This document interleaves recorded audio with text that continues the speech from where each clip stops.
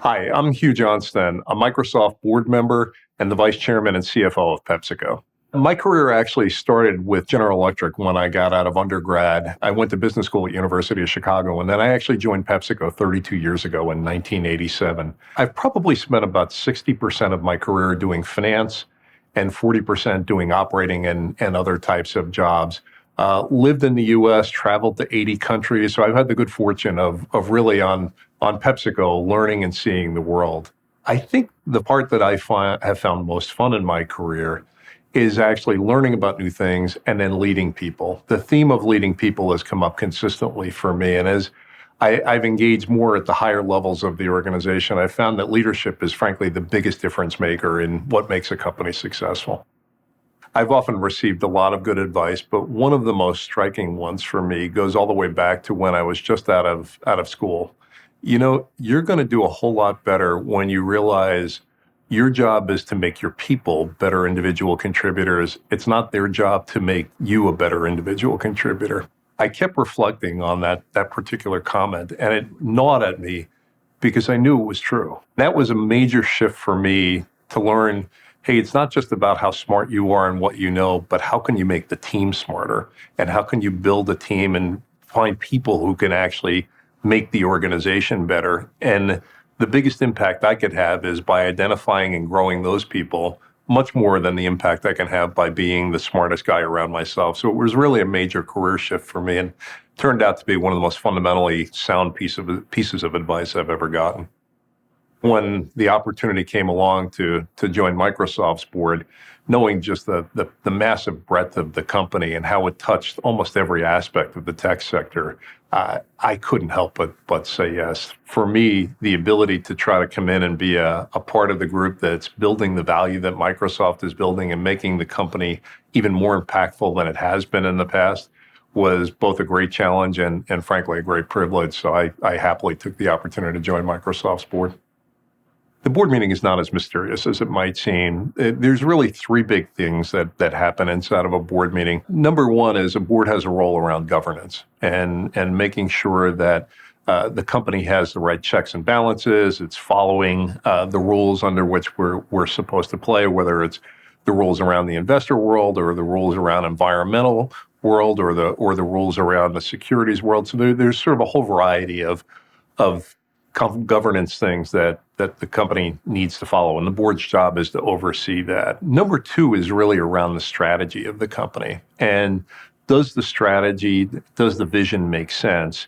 And then is the company's compensation linked to the strategy so that the executives are motivated to actually follow and pursue the strategy that's been agreed to with the board? And then the third is really people, ensuring that the team is high functioning. The team has an appropriate pipeline so that as executives move on and retire and move on to different things, that there's a good pipeline of people so that the company has continuity and can continue to grow and continue to perform.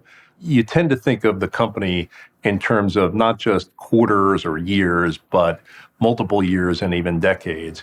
And you want to ensure that the strategy and the talent are consistent with where you're trying to see the company go. So those three things are probably about 90% of the board's work. It's people, it's strategy, and it's governance. It requires a more diverse group of thinkers on the board because as you put together a board, you're looking for a different set of experiences so that the totality of the board brings really good collective intelligence to this oversight role that the board has on the company. The audit committee's primary role is overseeing financial reporting and overseeing risk and disclosure. That's the primary role of the audit committee. How does the audit committee do that? It really takes place in four ways. Number one, the audit committee reviews the financial reporting of the company and ensures that it's compliant. This role is not producing these things, but it's overseeing these things. Number two is to review the risk processes of the company and to ensure that the risk processes are robust, and then to ensure that the board has full exposure to the risks that exist within the company and how the company is choosing to manage those risks.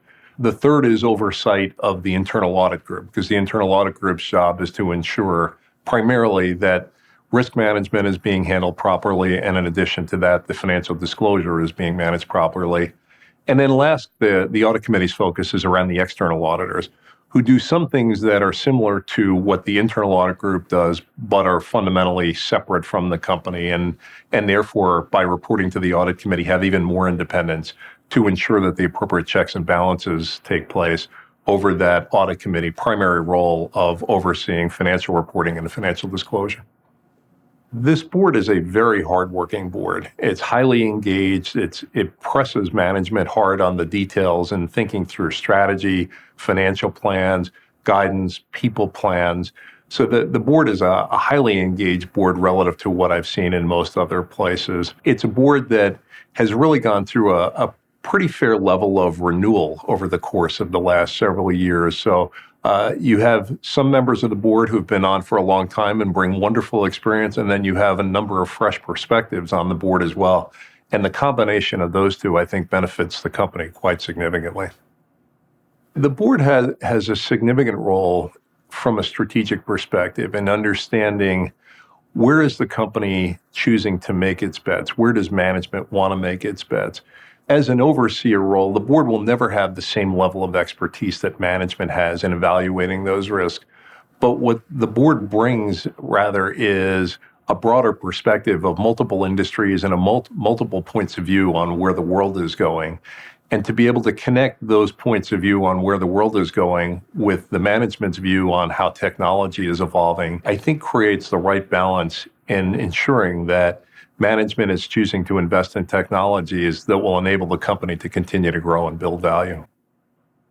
One of the board's primary responsibilities is to ensure that the strategies lead towards shareholder value creation. It's obviously one of the more critical elements for the board from the perspective of shareholders. Shareholder value is a product of a few different things, ensuring that not just the current performance as well, but the duration of performance is strong. How do you do that? It really falls into two areas. Number one is evaluating strategic opportunities and ensure the strategic opportunities are consistent with the agreed to vision, because the agreed vision is one that is clearly geared towards creating value. And then the second is ensuring that the management is building the right talent base to be able to go and execute against those opportunities and to be able to execute the vision. So the board spends considerable amount of time trying to understand deeply the strategy that's being proposed and ensure that the resources exist to execute the strategy successfully. If you think about the last 10 or 15 years, for all companies, considering ESG has moved from a tail risk to not just a primary risk, but frankly, a primary opportunity to differentiate yourself. So as a board, and as we talk to Satya and his management team, we think a lot about how can we turn ESG into an opportunity for the company, whether it's the way that we produce products, whether it's the way that we engage with customers, engage with associates.